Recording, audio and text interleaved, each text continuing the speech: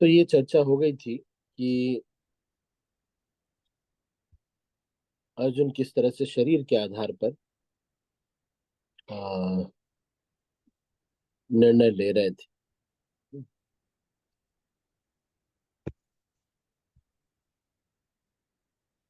उनके इसके आगे की चर्चा हम कर रहे हैं।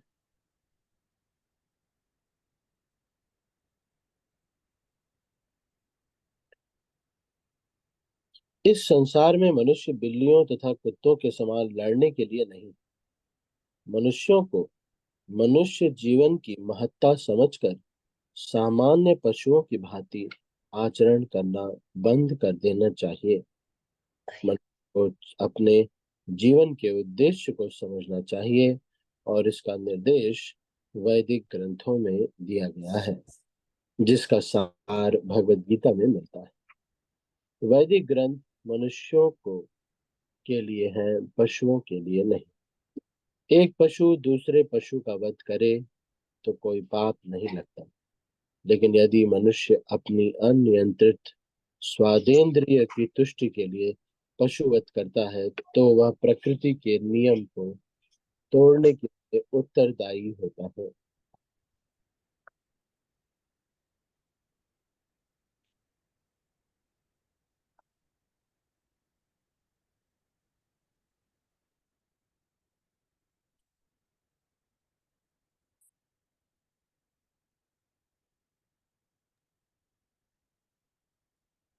भगवत गीता में स्पष्ट रूप से प्रकृति के गुणों के अनुसार तीन प्रकार के कर्मों का उल्लेख है: सात्विक, राजसिक तथा तामसिक कर्म। इसी प्रकार आहार के भी तीन भेद हैं: सात्विक आहार, राजसिक आहार और तामसिक आहार। इन सब का विशद वर्णन हुआ है, और यदि हम भगवत गीता के उपदेशों का ठीक से उपयोग करें तो हमारा जीवन शुद्ध हो जाए और अंततः हम अपने गंतव्य को प्राप्त हो सकते हैं, जो इस भौतिक से जगत से परे है। यह गंतव्य सनातन आकाश या नित्य चिन्मय आकाश कहलाता है। इस संसार में हम पाते हैं कि प्रत्येक पदार्थ क्षणिक है। यह उत्पन्न होता है, कुछ काल तक रहता है और कुछ गौण वस्तुएं उत्पन्न करता है, क्षीण होता है, अंत में लुप्त हो जाता है। भौतिक संसार का यही नियम है, चाहे हम इस संसार का दृष्टांत लें या फल का या किसी वस्तु का। किंतु इस क्षणिक संसार से परे एक अन्य संसार है जिसके विषय में हमें जानकारी है। उस संसार में अन्य प्रकृति है जो सनातन है।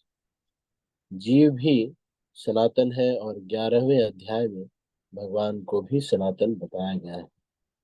हमारा भगवान के साथ घनिष्ठ संबंध है, और चूंकि हम सभी गुणात्मक रूप से एक हैं, सनातन धाम, सनातन ब्रह्म तथा सनातन जीव, अतएव गीता का सारा अभिप्राय हमारे सनातन धर्म को जागृत करना है, जो कि जीव की शाश्वत वृत्ति है। हम अस्थायी रूप से विभिन्न कर्मों में लगे रहते हैं, किंतु यदि हम इन क्षणिक कर्मों को त्याग कर परमेश्वर द्वारा प्रस्तावित कर्मों को ग्रहण कर लें तो हमारे ये सारे कर्म शुद्ध हो जाए। यही शुद्ध जीवन कहलाता है। परमेश्वर तथा उनका दिव्य धाम, ये दोनों ही सनातन है और जीव भी सनातन है। सनातन धर्म परमेश्वर तथा जीव की संयुक्त संगति ही मानव जीवन की सार्थकता है। भगवान जीवों पर अत्यंत दयालु रहते हैं क्योंकि वे उनके आत्मज हैं।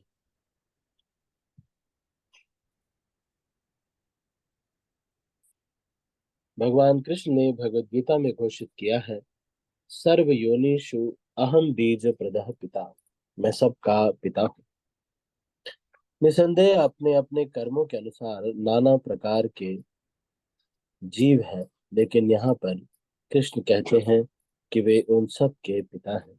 अतएव भगवान उन समस्त पतित बद्ध जीवों का उद्धार करने तथा उन्हें सनातन धर्म वापस बुलाने के लिए अवतरित होते हैं, या फिर अपने विश्वस्त सेवकों को अपने पुत्रों, पार्षदों या आचार्यों के रूप में इन बद्ध जीवों का उद्धार करने के लिए भेजते हैं। अतएव सनातन धर्म किसी सांप्रदायिक धर्म पद्धति का सूचक नहीं है। यह तो नित्य परमेश्वर के साथ नित्य जीवों के नित्य कर्म धर्म का सूचक है।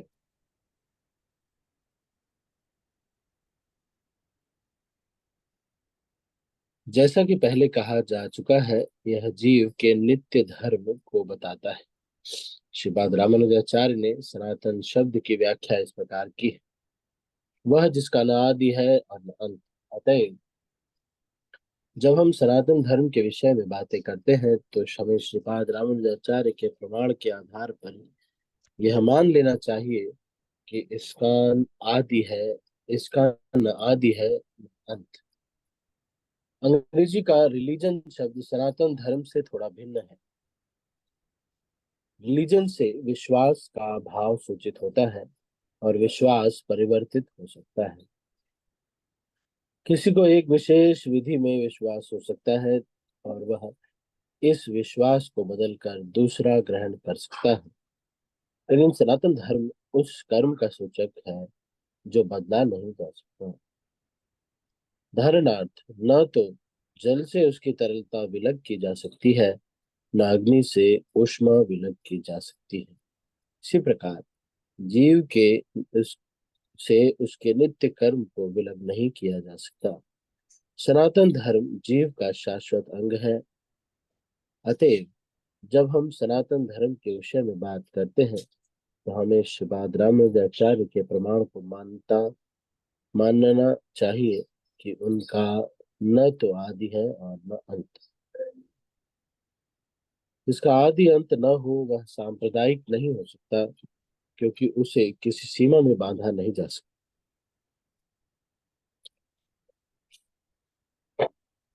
जिनका संबंध किसी संप्रदाय से होगा वे सनातन धर्म को भी सांप्रदायिक मानने की भूल करेंगे।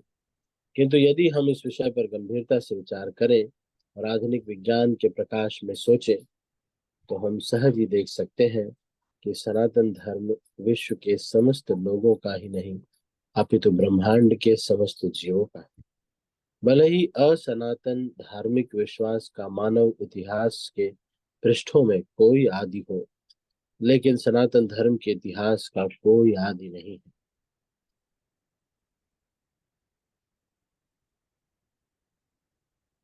तो यहाँ पर सबसे पहले श्रील प्रभुपाद ये बता रहे हैं अ,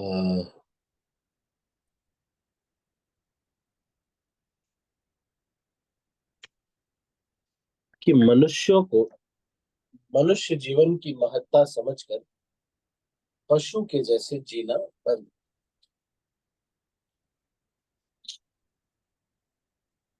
तो ये पशु जीवन क्या है? बस घुमा फिरा करके वो ही काम करना जो कि पशु करते। बस थोड़ा शॉपिंग करेंगे जेप्टो पे, उसके बाद खाना खाएंगे। और एक जो कुत्ता होता है या बिल्ली होती है, बिल्ली किसी के यहाँ चोरी करके खाती। तो मूलतः ये कार्य सेम है। तो ये प्रभुपाद ये कह रहे हैं कि सबसे पहले मनुष्यों को बिल्ली तथा कुत्तों के समान जीवन नहीं जीना चाहिए। ये समझना चाहिए कि ये जो जीवन है ये दुर्लभ जीवन, मनुष्य जीवन, जिसका सार भगवत गीता में बताया गया है। जैसे एक जानवर दूसरे जानवर को अगर मार दे तो कोई दिक्कत नहीं, लेकिन मनुष्य जीवन एक जिम्मेदार जीवन है। यहाँ पे अगर कोई पाप करते हैं, हम गलत करते हैं, हम तो उसका हमको कष्ट भोगना पड़ता है। तो बाकी जो योनियां हैं वो भोग योनि है, और जो मनुष्य योनि है वो कर्म योनि।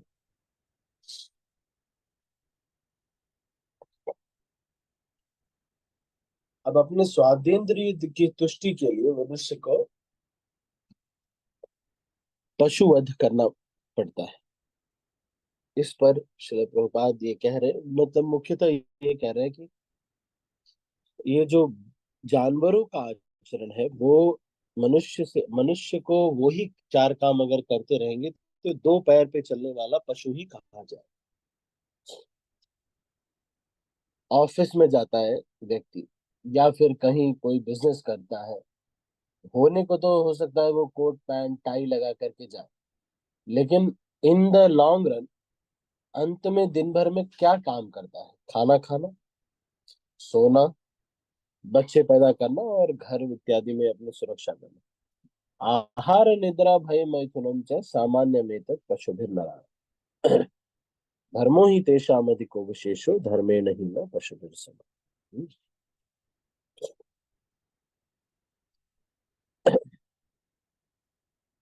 तो सबसे पहले तो प्रभुपाद ये कह रहे कि पशुओं के जैसा आचरण करना बंद करना चाहिए।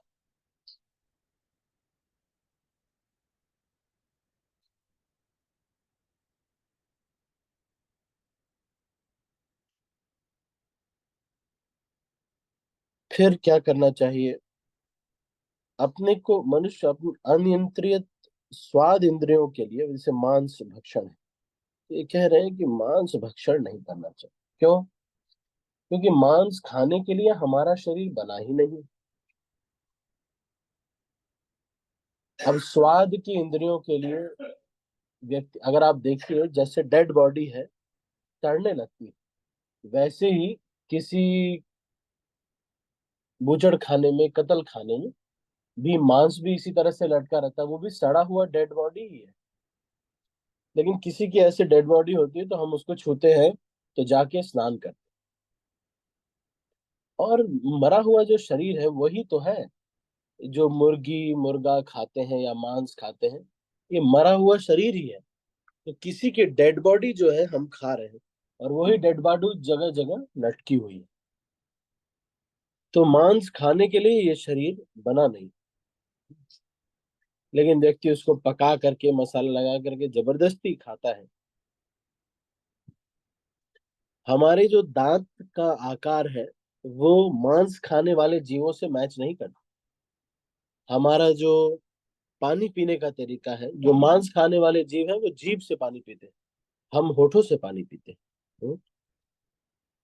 तो इससे पता चलता है कि हम मांस भक्षण करने वाले जानवर नहीं है। हमारा जो थूक है उसका जो पीएच है, हमारा जो पेट के अंदर जो एसिड है उसका जो पीएच है, ये सब अलग है। जो मांस खाने वाले लोग जानवर हैं, उनकी जो आंत का साइज है वो अलग होता है। तो ये सारी चीजों से पता चलता है कि मांस खाना हमारे लिए नहीं है। फिर यहाँ पर शिला प्रभुपाद ये कह रहे हैं कि सनातन धर्म सांप्रदायिक धर्म नहीं। सनातन धर्म सभी का है, चाहे हिंदू हो मुसलमान हो, सब वो धर्म का पालन सभी, पहले तो सभी सनातन धर्म में थे, बीच में अपना एक संप्रदाय बना लिया। जैसे कि वाणी भविष्य पुराण में ये वर्णन आता है, इस्लाम या मुसलमान धर्म का ये वर्णन आता है कि जो मुसलमान या फिर ये जो इस्लाम धर्म है, ये कुछ कबीलाई लोग हैं जो कि आपस में ही लड़के मर जाएंगे एक दिन, और ये जो है मूछ नहीं रखेंगे और इस तरह का उनका दाढ़ी रखेंगे, ऐसा उनका वर्णन जो है भविष्य पुराण में कहा गया। कि कबीले के लोग हैं, बढ़ेगे बहुत ही है लेकिन बाद में खत्म, खुद से ही आपस में लड़के खत्म।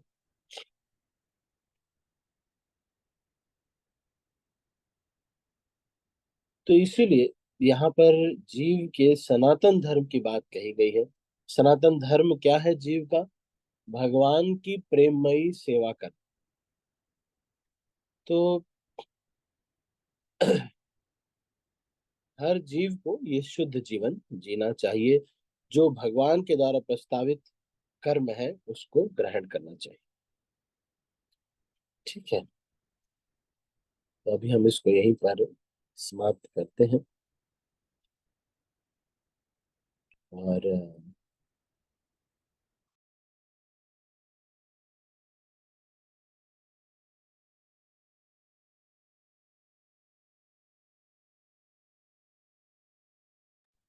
यदि आपके मन में कोई प्रश्न है तो आप अनम्यूट करके पूछ सकते हैं अभी की चर्चा में से। यहाँ पे आज मुख्यतः चर्चा हुई किस प्रकार से सनातन धर्म जो कि हमेशा से चला आया है, उसका मतलब है भगवान की सेवा और प्रेम करना। इसलिए जो सनातन धर्म है वो क्या है? वो कोई सांप्रदायिक धर्म नहीं।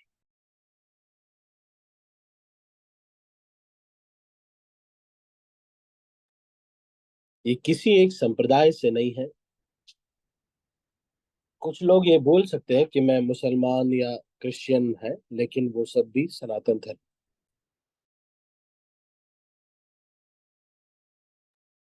से ही आए। ठीक है।